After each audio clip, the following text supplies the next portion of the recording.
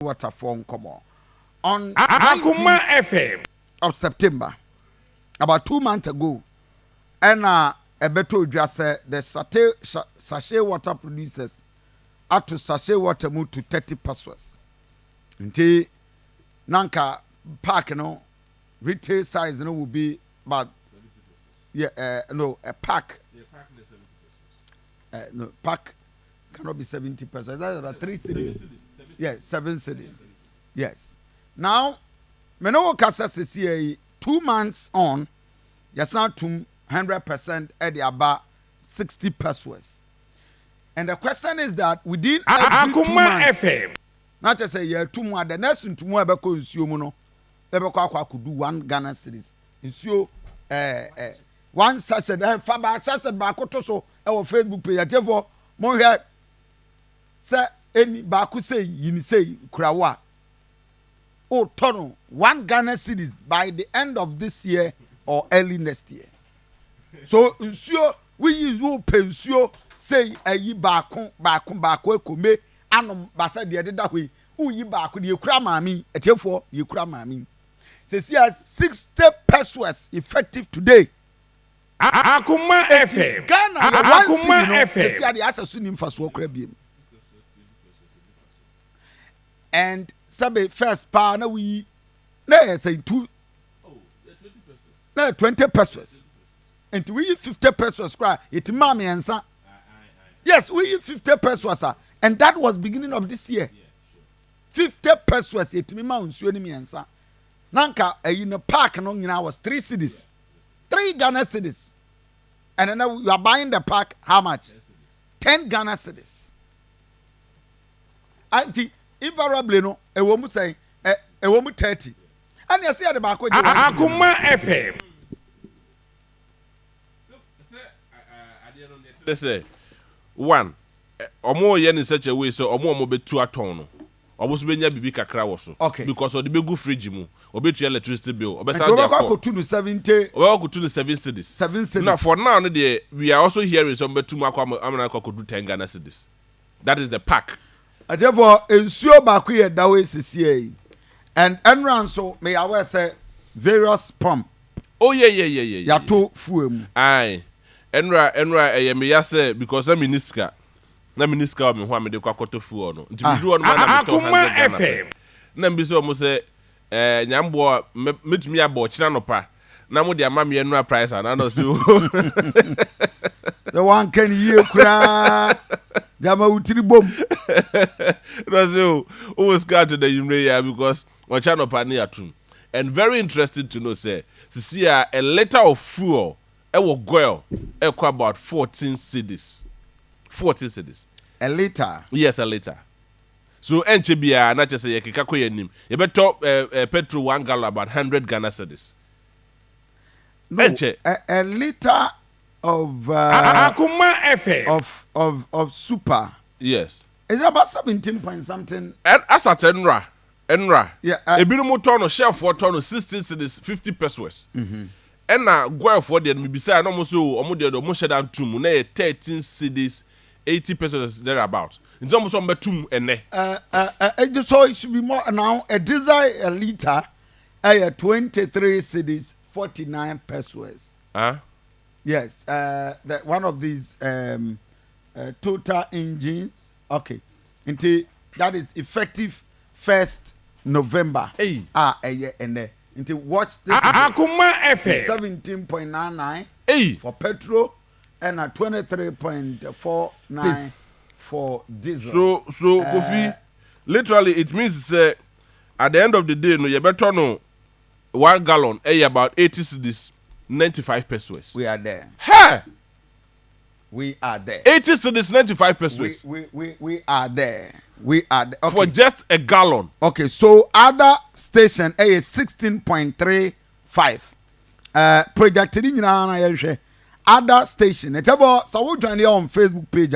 We projecting to you until another not surprised about my friend.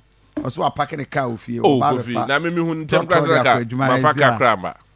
Enya de obetimi ede obetimi nya car ede akọ na wetimi nya another sika ede ato aduane edi nti diesel 18 project the diesel no mama 18.40. That is where we have gotten to. So super no 60 cedis 35 pesos. Yeah, I know one of the filling stations. Yeah, filling stations. I don't want to mention. And we have Friends Oil. Yes. In Terano Kikabomo, you are paying like 73 Ghana cedis for just a gallon of fuel. Just a gallon of fuel. Just a gallon of fuel. 73 Ghana cedis. Just a gallon. How did we get here? The question is that the addresser, the president of the republic, by addressing Ghana, no, is it making any impact? And then, what is going on? Are we having a change? I will go for your no Kade. President Kade. See a chance and another Babe Casano Casa, we change. He virtually didn't say anything. Okaso been to Okaso been to Nemaswana. Why can't he didn't put any measure? He didn't give us any hope. Why my any that's will be a president Kai. As some more kind of say why you be there, why free water that, why free electricity that, why you say that, into yen jin two musa obabe yes I didn't be. He didn't say anything. Now, sachet water for every reason. And in fact, the leader at the sachet water producers, Edin Komo. Yentie ni okaya, but answer and yentie the public. Emwaye kura. Na kopie mu akwanhwe company Paul no and the Center for National Culture. Yero Emmanuel Ensu wodi atodwa e ka Ghana by say Akoma so FM. you benyam to get the exact voice omo eto nsuo no but na sa ba system pesos. Nti system na mbode ba ne de kure na emwaye kura emwaye nti nsuo ne de mesrɛ mu a munya bibi mfa homan na ya ewo aman mu sesi asatana ya ewo ma ye ble especially youth na ye ba no ye ble nye easy system ne de say amode kode a ida say nsuo na me nom no say de me nom 5 a mete so na ma ye ne 3 ana say ene nsuo no me ya mebubi e de afirifie na me ye de me de aba na me ba me de besi baabi na me nom no kakra ohene system petrus de ano den kakra ano den Akoma FM. say adwuma ye mfa so da so no kasi e kan na obeto adwane adi asabe no mhwe system petrus pa de nyame anim no kura ni e ha adwen kakra nti e pom 50 kura de kwa ka normal na pa system petrus de madaro ma munye hu bibi kakra ma ye na me mom de me yankasa mo fridge wo fie dada nti de ko system petrus nam fi 70 minto a am de bi agu me ba na me yi bia be si mi nchen na ma no eno so be bo me. So anopai the question is ya mo be dan how do nti se wo pie uzo bu onu nsuo pa Yes. Jebi sesi asa obi a onam Kumasi abonten so Ghana abonten so na FM. obenum nsuo for about 5 a day. Not just say you 3 are cedis. spending 3 Ghana cedis. Hey. So onom bottle one nibia ba ko 3 Ghana cedis. Say 3 Ghana cedis. Bottle one. ketwa no. Aye. Ah. And yeah, 3 Ghana cedis. It is a onom be 2 or 3 a day. You are spending 10 Ghana cedis. Wow. So anopai, how do you want to manage your life? Wa wo fia wutie me. Wa wo ton niama wo dwom because the dwom for awie wa Akoma FM. nsuo. And they yensuo nso ene ye de Chlorine. galamsey. Ase ni nyina ya wontimi mu nsuo. Na nka wo basi anka pipe yi na wa wabubi e de egu rubber na se fridge m na wanom. Se se nsuo nyina nso na chlorine ne eniama nyina egum no.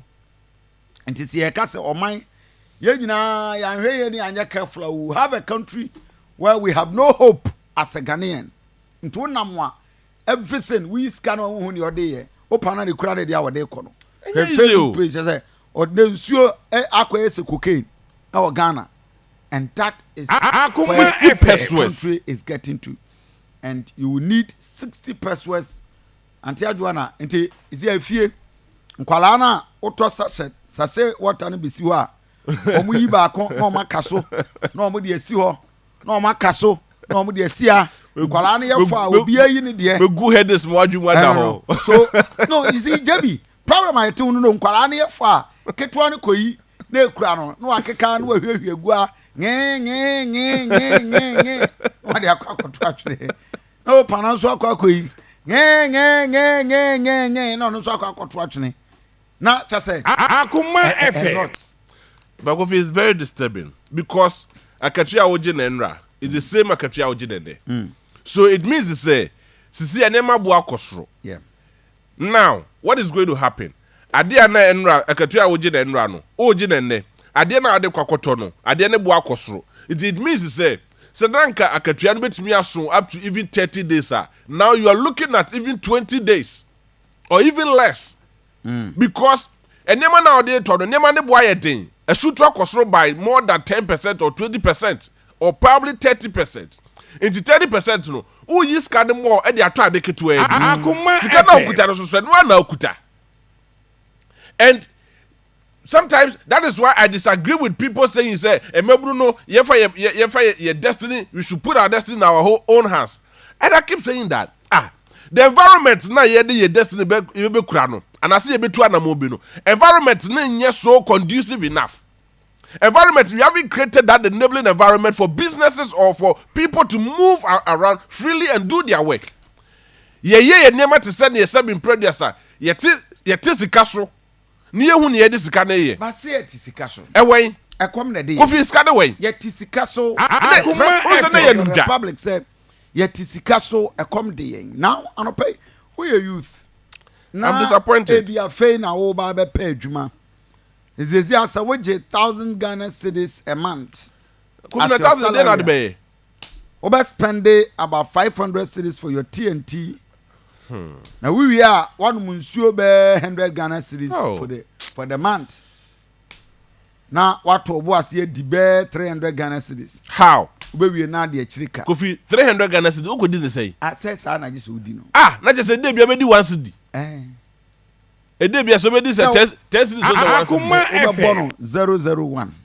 Emom there. Yes, sir, the formula will be the 010. 010. Aye. Nti anopa woni di. Ewia no adidi, enwumre no ana na shi. No, na de say enwumre didi kwenti opa ewia no, no wa pe fufuo tele. Ati say na media na mbe ni. Na wa pia. Aye. Opia ewia enwumre no wan munsuo. Wa papa akoda. This is where we have No, but it is becoming very, very disturbing. Hey, but you see, everybody say near Druha. You see, near ya in all the air cost in an say. I tell you, in a season like this, Nankasi in leaders are almost cars, they will park and run. Akoma FM. A fair now buying a barber say, ye be banning importation of a Niania, ye do be Ghana ha. So we are going to use the next 2 years to ban that importation near the when every day near the Aquacusi saying. Ya wa maya tomatoes, ya kwa Akoma dine. The last time na me bubo how much we used to import eniama hodwo e wo my Ghana mu. And they we are spending millions and millions of cedis. Ye the akrasa eniama we nyina ba. Ebra ye wo niama ibi e wo kuro mu. Atefo wutie Akoma FM. Ebia wonya aware. Tomatoes ye di e wa ya no mu a ye dua bi wa Akoma dan. Season du a pro. We are using 1 billion Ghana US cedis. dollars. No, Hey! US dollars. And a day up import to 10 tomatoes. 1 billion US dollars. 1 billion tomatoes are imported annually at the ball on my Ghana. It is a wood here any 13 tomatoes ye day no. And we have been Akoma tomatoes ye dia. And we have been ye won suo e season. We feature say anwea kura bogu ka ba akosoa na edi be Akoma FM. With the tomatoes Oh yes. yes. Yes. It me fifi. Sure. Ghana ye koni akra 1 billion US dollars worth of tin tomatoes at the back Ghana annually. Now more rice yakra 800 million US dollars annually at the my Ghana mu. Ye sugar. And confessionally toffee ni sa ni nano 3 million US dollars. And also you su the yakra flour esam dia na di esam jebi dia na di esam esam nya buro ni sa na ma Ovia mobo eti esam besia ba ya to ebo ase bro nya na wo kuma esam ayede sa na ma nkitikiti ye no 6 million US dollars poultry any meat kwabrada akoko da ye yankwara akoko da all standing for president akokɔ na na ɛta ne poster soɔ Ghana kurom ha akokɔ daako akokɔ yɛ akokɔ Boris B ɛne Asare farms Akate farms no mo ne those people can be empowered. ɔmo nyinaa ɛwɔ kurom ha yɛkɔba yɛbɔ apɔtweɛ ɛno no nkokɔ ne saa nneɛma no nkokɔ force wɔfa dampam ni saa nneɛma no nyinaa $4 million ɛna every month ne Accra ne yɛde aba yɛwie a fish Akoma FM nzulezu nanu meyɛ ayi kakra wɔ fie sanka mede yɛ fountain nti da bi ma me nane no fa nyɛ fish pond micro for fish catfish more than 200 ɛna wɔ mu amawia aka bɛ ayi says 20 I think it's 52 as this is a baako ensa to say this is a bafie so $245 million yeah, we are tomatoes ya Burkina Faso Accra $100 million worth of tomatoes and yakra toilet roll and the fattest bamboo toilet roll Akoma FM na twa yan wasia di galam say etu ni nyina de agu no eno nso yakra saa ne ma no $100 million cooking oil enwo ye betimi ya wadwo krom ha ye di wo ewa ha sesi ya na ananom banche pesie wo de to adwonwu mu a aye ne chin enwo aye ne chin sesi ade the different types of enwo and ye pesie di no wo fie $300 million enuro de ka ma ye nkra bi enuro de ka ma ye nya bi wo kuro mu nanso agya pharmaceutical enuro nko aye kra ya about $750 million soap seminary cosmetics ye tie kra si Akoma FM amonchi yes food dware ma ho kakawi ni ya den atutu chese koko ho no yesesa ye digya tomase me maame amama ta ya amonchi ye wi a wo a wo ko school di bi adware ene de semina kese ene ye bodin eno nko $200 million Can you imagine this? ya wa anwono mo e wo krom ha ya wa anwono mo abode ahaban ezi a ko India China wo bi so mo ni di plastics so biem o mo didi wo ai bode ahaban so wo ko Arab countries awdo nyina o mo wie mo a ye hweagu bode ahaban so ene ye bobanku a ye mfa ayi bode ahaban a ho biem mo ye banku rubber ye bia plastics na di kroma nyina fa ni nyina nso $100 million plastics no kwa $500 million paper kama ende ye nyebi $600 million Kofi na sodas ni ha na free call timba hodo ye ha na free call. The question ye bi sane say when will our leaders at the time when Nana Addo Dankwa Akufo-Addo and all the leaders air campaign watching Mr. President would tell them say sabe adweno eni ba Akufo tirim edumre bia they should consult, let the people get the vision, give them ideas when I'm winning say them dey we no but they are sleeping on the job. Akoma FM on the back on my end ha onye skani bi ninti no they will not do it yankona captain and twas one Cabinet took a decision